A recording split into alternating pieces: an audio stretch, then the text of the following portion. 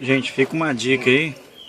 Meu carro, quando eu tava balançando a direção pro lado esquerdo, tava fazendo uns barulhos aqui. E eu peguei e abri aqui pra ver. Mas eu vou levar no mecânico de confiança pra dar uma olhadinha. Mas a princípio, olha o que eu achei, ó. Pedra. Tá vendo? Pedra. E outra coisa aqui, ó. Ó. Bambinho, ó. E o barulho aqui é bem parecido com o que eu tava escutando.